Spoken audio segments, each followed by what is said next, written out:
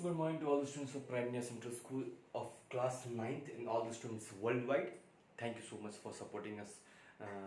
Thank you so much for supporting us and studying from our online videos. All the students worldwide have been studying very nicely from our online videos, and thank you so much for giving us that much of support and love.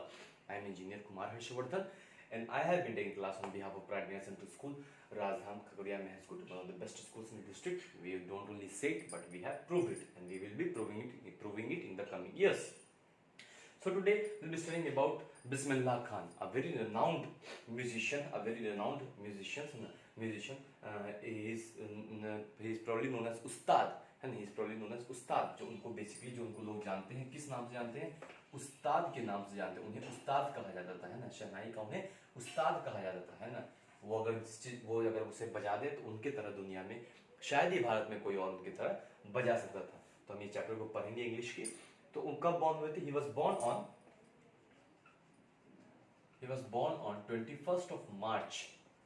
He was born on 21st of March 1916 को born हुए थे. कहाँ पे? डुमरांव में. Dumraon. He was born in 21st of March Dumraon, Buxar में जो है. बक्सर में जो है कहाँ पे? बिहार में. ये तो हमें इस पे गर्व होना चाहिए कि वो बिहार में बॉर्न हुए थे, है ना. वो बिहार के डुमरांव में बॉर्न हुए थे, जो बक्सर जिले में आता है. और कब उनकी जन्म हुई थी? 21 मार्च 1916. और उनकी देहांत कब हुई थी?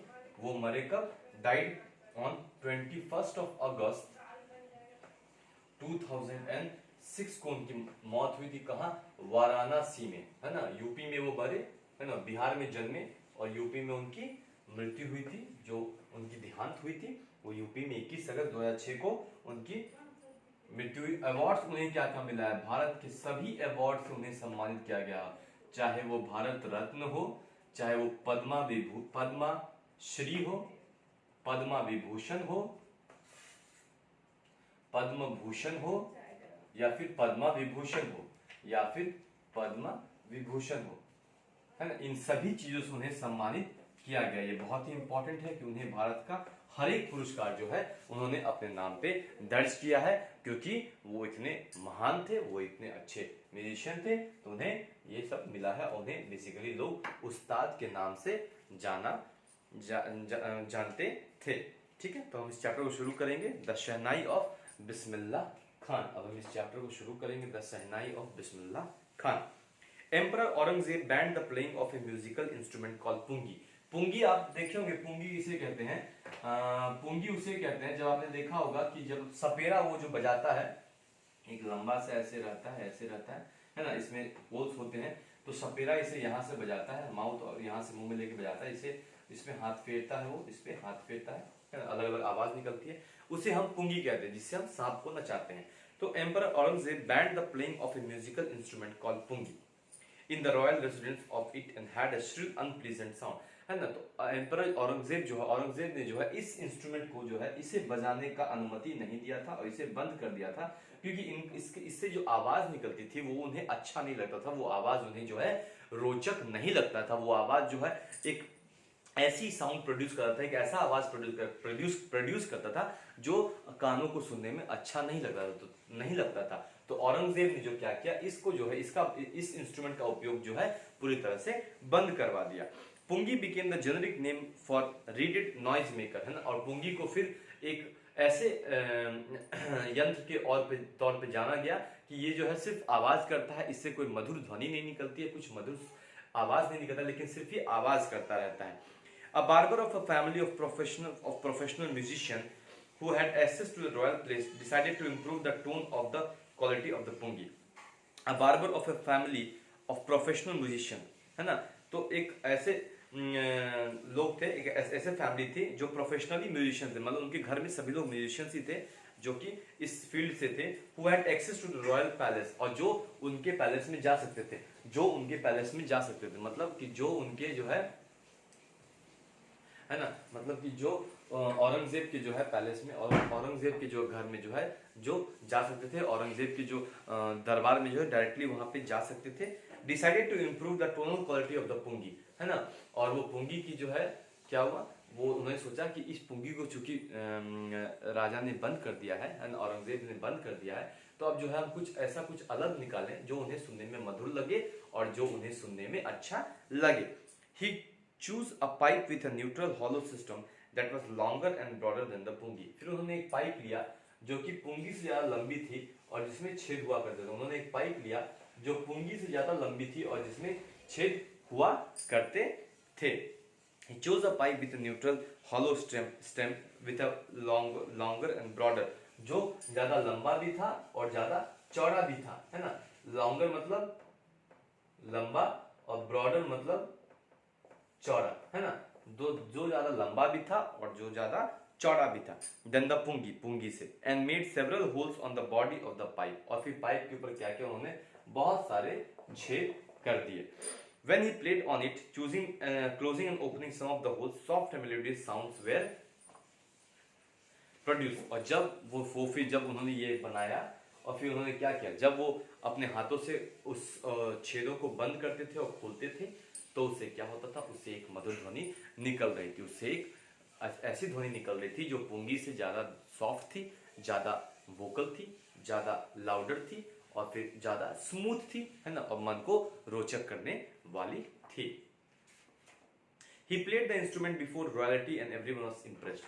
और फिर उन्होंने क्या किया, जब उन्होंने ये चीज बजाया और जब उन्होंने देखा कि इससे आवाज और ध्वनि जो है बहुत ही अच्छी, बहुत ही रोचक, बहुत ही सुंदर, बहुत ही आकर्षित निकल रही है, तो उन्होंने क्या किया, क्योंकि वो सीधे औरंगजेब के दरबार में वो जा सकते थे, उनकी फैमिली की ये ट्रेडिशन रही थी कि वो लोग हमेशा से म्यूजिशियंस रहे थे, तो वो क्या किए, उन्होंने जो है इस इंस्ट्रूमेंट को जो है वो इस इंस्ट्रूमेंट को लेके औरंगजेब के दरबार में गए और वहां पे उन्होंने इस इंस्ट्रूमेंट को बजाया और everyone was very much impressed मतलब लोग बहुत ही उससे खुश हुए, लोग बहुत ही उन्हें बहुत आनंद आया। तो everyone in the court was very much impressed. तो औरंगजेब के कोर्ट में जो भी लोग उपस्थित थे, जो भी उनके मंत्रीगण थे और खुद औरंगजेब जी जो हैं वो लोग जो है बहुत ही प्रसन्नचित हुए उससे सुन के, बहुत ही उन्हें अच्छा लगा। The instrument so different from the pungi had to be given a new name। और ये जो यंत्र था जो पुंगी से बहुत ही अलग था, ये जो यंत्र जो पुंगी से बहुत ही अलग था, जो ऐसा इंस्ट्रूमेंट जो पुंगी से बहुत ही अलग था, तो एक ऐसा इंस्ट्रूमेंट जो पुंगी से बहुत ही अलग था, उन्होंने सोचा अब इसका तो कुछ तो नाम होना चाहिए, है ना, क्योंकि ये पुंगी से बिल्कुल अलग है तो इसका कुछ तो नाम होना चाहिए। As the story goes, since it was played first in the Shah chamber and was played by a Nai barber, the instrument was named Shehnai। और इसका नाम किस तरह पड़ा ये बताया गया है। Since the instrument was so different from the pungi and had to be given a new name, as the story goes, since it was first played in the Shah's chamber, क्योंकि पहली बार इसे शाह के चैम्बर में चलाया गया था, है ना, पहली बार इसे शाह जी के चैम्बर में चलाया गया था, उनके दरबार में चलाया गया था। एंड वाज प्लेड बाय अ नाई, और ये पहली बार किसी नाई के द्वारा, मतलब जो बाल काटता है नाई, बार्बर को हम नाई कहते हैं, है ना, बोलते हैं ना नाई के पास जाइए बाल कटवा लीजिए, है ना। और चूंकि ये शाह जी के दरबार में नाई के द्वारा चलाया गया था, इसलिए शाह जी का जो शाह और नाई का नाई शहनाई हो गया, दोनों को जोड़ के इसका नाम क्या हो गया, the instrument was named as shehnai, है ना। और ये ज्यादा लंबा हुआ करता था और बड़े से इसमें साइड में ये हुआ करता, जैसे कि ये ज्यादा लंबा और बड़ा सा साइड में ऐसे इसे बनाया गया था, इधर जाके ये पतला था, इसमें कई सारे छेद हुए कहते थे, है ना। The sound of the shehnai began to be considered auspicious. The sound of the shehnai, जो शहनाई की आवाज है उसे या फिर क्या was considered to be auspicious, मतलब उसे अच्छा माना गया, मतलब अच्छी कार्यक्रम में, अच्छी चीजों में, शादी में, किसी के जन्मदिन पे, इन सब चीजों में जो उसका उपयोग करना शुरू हो गया, क्योंकि लोग ये मानने लगे कि इसको बजाने से जो है समृद्धि आती है, प्रॉस्पेरिटी आती है, अच्छाई आती है ना, जीवन में अच्छा होता है, तो फिर ये जो है बजाना शुरू हो गया। And for this reason it is still played in temples and is an indispensable component of any North Indian wedding। And for this reason, और इसी कारणों से it is still played, ये अब तक it is still played in temples, अब तक जो है अभी भी जो है इसे हम मंदिरों में बजाते हैं। किस कारण से, क्योंकि उसे अच्छा माना जाता है, इसे अच्छाई का प्रतीक माना जाता है, इसलिए हम इसे आज भी जो है मंदिरों में बजाते हैं। Still played in temples and is an indispensable component of any North Indian wedding। और indispensable मतलब इसके बिना जो है चीजें अधूरी रहती हैं। इंडिस्पेंसिबल मतलब इसके बिना जो है किसी चीज के प्रयोग के बिना चीजें अधूरी रह जाना, उसको बोलते हैं इंडिस्पेंसिबल। इंडिस्पेंसिबल मतलब किसी चीज के बिना जो है चीजें अधूरी रह जाना। फॉर एग्जाम्पल कि लोग कुछ मानते हैं, कुछ मानना होता है कि अगर हमने ये नहीं किया तो ये अधूरा रह गया, अगर हमने ये नहीं किया तो ये चीज अधूरा रह गया, अगर हमने पूजा में ये नहीं चढ़ाया तो ये चीज अधूरा रह गया, पूजा जो है अधूरा रह गया। क्योंकि उनका ये मानना है कि अगर ये एक सामग्री नहीं होगी तो पूरी तरह से वो चीज संपन्न और पूरी तरह से वो चीज अच्छी तरह से नहीं होता है। तो and for this reason it is still played in temples and is an indispensable component of the north Indian wedding. और अगर किसी की शादी होती है नॉर्थ इंडिया में, मतलब उत्तरी भारत में, तो बिना शहनाई के जो है वो संपन्न नहीं होती है। बिना शहनाई के बजाने से, बिना शहनाई के प्रयोग से जो है वो संपन्न नहीं होती है, उसे शुभ नहीं माना जाता है। In the past, the Shehnai was part of the Naubat or traditional assembles for 9 instruments found at royal court। और पहले जो जमाने में जो है क्या था, शहनाई एक ट्रेडिशनल असेंबल मतलब क्या है, वो एक ग्रुप ऑफ इंस्ट्रूमेंट्स होता है। ट्रेडिशनल असेंबल मतलब कि बहुत सारे इंस्ट्रूमेंट्स में, जैसे कि आपका गिटार हो गया, आपका सितार हो गया, आपका शहनाई हो गया, आपका और भी कई सारे, तबला हो गया। तो जो हमारे औरंगजेब के जो कोर्ट में, जो उनके दरबार में जो 9 म्यूजिकल इंस्ट्रूमेंट थे, जो उनके दरबार में जो 9 म्यूजिकल इंस्ट्रूमेंट थे, उन 9 म्यूजिकल इंस्ट्रूमेंट्स में से एक ये था, तो बाकी के 8 और प्लस 1 जो था ये शहनाई था, जिसके बिना जो है वो अधूरा था, जिसके बजने के बिना जो है उनका म्यूजिक जो है अधूरा था, उनकी जो है दरबार अधूरी रह जाती थी। Till recently it was only use in temples and weddings. बहुत समय तक इसे सिर्फ टेम्पल्स में मतलब मंदिरों में और शादियों में, वेडिंग मतलब शादियों में उपयोग किया जाता था। Till recently it was only used in temples and wedding. The credit for bringing this instrument onto the classical stage goes to उस्ताद बिस्मिल्लाह खान। और कई दिनों तक जो है इसे सिर्फ मंदिरों में और इसे शादियों में बजाया जाता था, लेकिन बड़ी बड़ी जगहों पे और बड़ी जगहों पे, बड़े बड़े कोर्ट्स में, राजाओं के यहाँ इसे लाने का काम किसने किया? उस्ताद बिस्मिल्लाह खान ने किया, जिन्हें बिस्मिल्लाह खान जी ने किया, जिन्हें हम उस्ताद के नाम से जानते हैं। उस्ताद मतलब किसी चीज का जो है सब कुछ होना। उस्ताद मतलब उनसे ऊपर कुछ नहीं है, उनसे अच्छा वो काम कोई और नहीं कर सकता, उन्हें ही हम उस्ताद कहते हैं। तो the credit for bringing this instrument on to the classical stage, और इस इंस्ट्रूमेंट को जो है क्लासिकल लाइन में लाने के लिए, क्लासिकल स्टेज में लाने के लिए, है ना, जैसे बहुत सारे क्लासिकल डांस है, भरतनाट्यम, कुचिपुड़ी, है ना, तो वो आजकल जो है ढिंका चिक्का डांस चल रहा है ना, बहुत बकवास डांस चल रहा है ढिंका चिक्का, जो कि कोई भी कैसे भी हाथ पैर हिला दो, ज्यादातर ये डांस नहीं होता है, ज्यादातर ये जिम्नास्टिक होता है, जो लोग जिम में करते हैं, उछलते हैं, कूदते हैं, अपने बॉडी लैंग्वेज को बनाए रखने के लिए, अपने बॉडी के फैट्स को कम करने के लिए, उन सब चीज़ों का प्रयोग आजकल डांस में होता है। लेकिन जो असली डांस है वो हमारा कथकली है, कुचिपुड़ी है ना, उड़ीसी है जो उड़ीसा में होता है। तो ये सब जो हमारे ओरिजिनल जो है क्लासिकल डांसेस हैं, हमारे जो है सभ्यता है, इन्हीं चीज़ों में जो है हमारे भारत की जो है सभ्यता निखर के आती है और दिखती है। तो उसी का काम जो है उस्ताद बिस्मिल्लाह खान ने किया था। जैसे कि बहुत सारे क्लासिकल इंस्ट्रूमेंट्स थे, आजकल तो बहुत आधुनिक इंस्ट्रूमेंट्स आ गए हैं, उस जमाने में जो नहीं थे, तो उन्होंने इस इंस्ट्रूमेंट को जो है मेन स्ट्रीम में लाया, जहाँ पे गाने बजाने की जरूरत होती थी, किसी के दरबार में जाने, किसी बड़े राजा या महाराजा के दरबार में जाने की जरूरत होती थी, तो वहां पे अगर बजाने की जरूरत होती थी, तो वहां पे जो है उस्ताद बिस्मिल्लाह खान ने इस शहनाई का प्रयोग करके उसे आगे बढ़ाने का काम किया।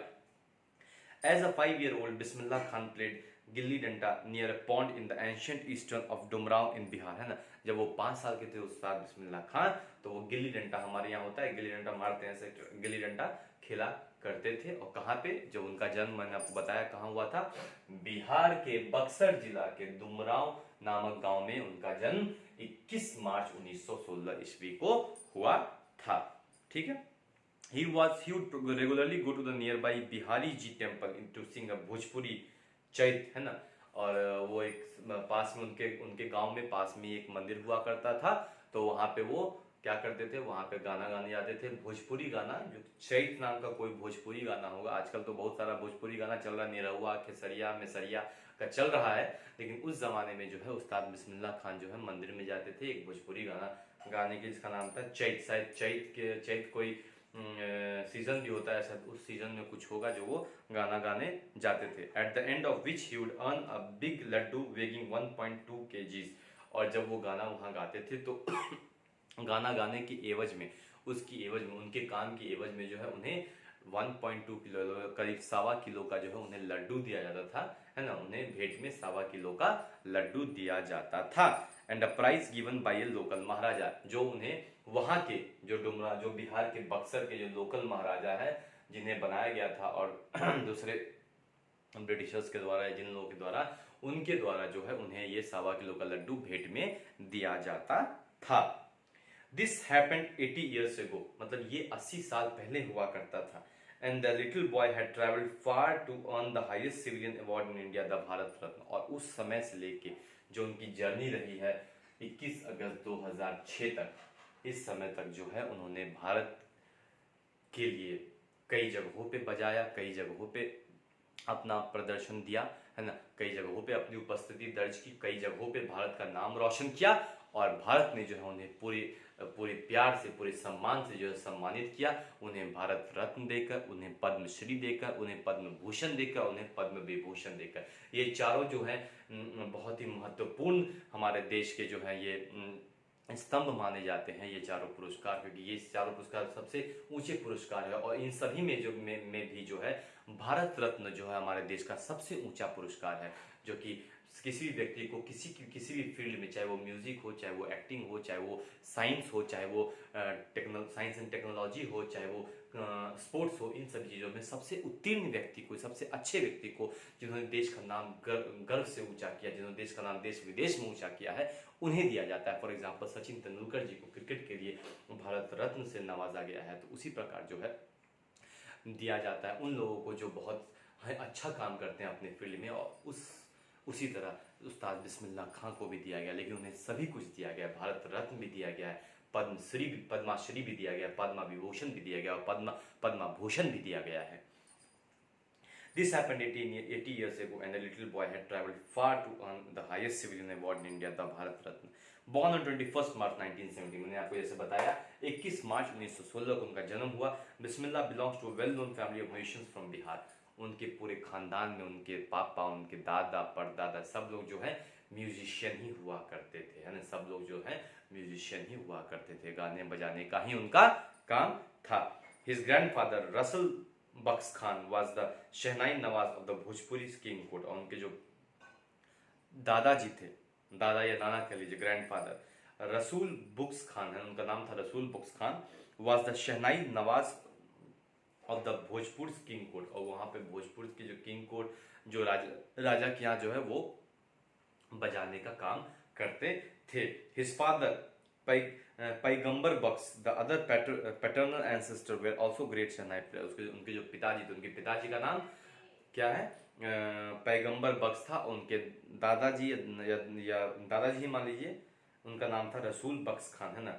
And the other paternal, his father Paigambar Bakhsh and the other paternal ancestors were also great shehnai वादक। और सभी लोग जो उनके पिता और घर के और भी जो सदस्य हैं, वो सभी लोग क्या थे, बहुत ही बड़े शहनाई वादक थे, जो शहनाई बजाया करते थे।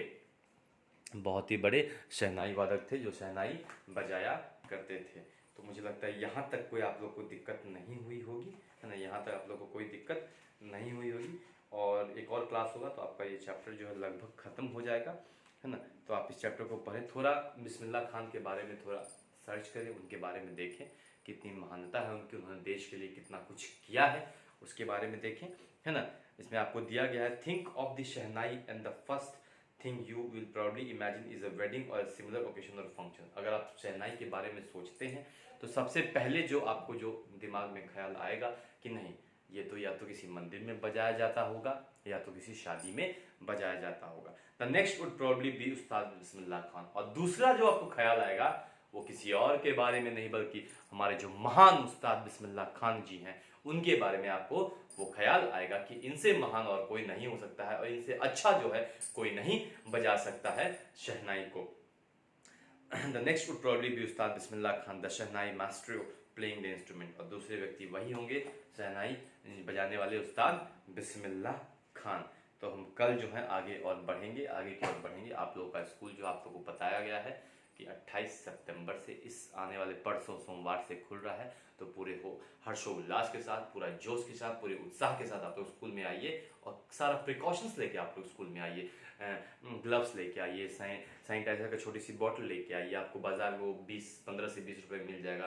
फिर एक मास्क जो बहुत ही ज़रूरी है, मास्क ले लीजिए। अगर आप परमानेंट मास्क नहीं ले सकते हैं तो 4-5 ऐसे मास्क रख लीजिए जो यूज़ एंड थ्रो वाला मास्क है, जिसे आप यूज़ करके थ्रो कर सकते हैं। इन सभी चीज़ों का प्रयोग करें, क्योंकि अगले साल ऑलमोस्ट मान लीजिए कि पहले से लेकर चौथे मंथ के बीच में ही इसका वैक्सीन आने वाला है, हमारे देश में भी आ जाएगा। और फिर आप लोग इसे लेके कोविड मुक्त हो सकते हैं, है ना।